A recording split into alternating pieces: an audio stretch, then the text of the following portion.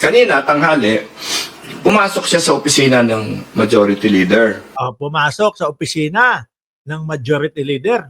Sino ba yan? Si Congressman Sandro Marcos, di ba? Mga bossing, kung di ako nagkakamali. Sige po, banat, sir.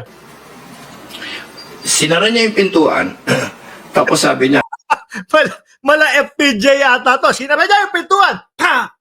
Tapos, ano sabi, sir? everybody sit down.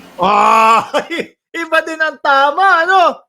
Biruin mo, nasa minority siya. Tapos, pumasok siya doon sa opisina ng majority. Bukas ang pinto. Pag bukas, sabay sara ng pinto. Everybody sit down. Siyempre, magugulat ka nga naman. Aba, hindi naman kasama to sa sa majority block Ano ginagawa nito dito?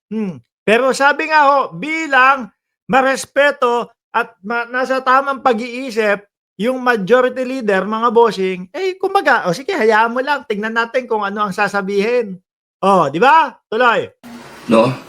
I want to tell you about my plans for what to do with Congress. Aba, iba, no? Dahil nga po doon sa, ayun na, pabagsakin natin, pababain natin, si Romualdez. Kaya pala may sinasabi, mga bossing, na investigahan si Martin Romualdez, kahit naman wala namang maipakita kung ano man yung iimbestigahan kay Martin Romualdez.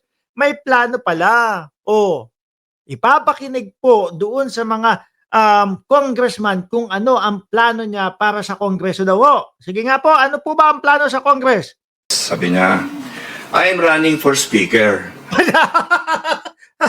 Magagalit sa iyo niya si Pulong Duterte. Kung si Pulong, yun Duterte na yon.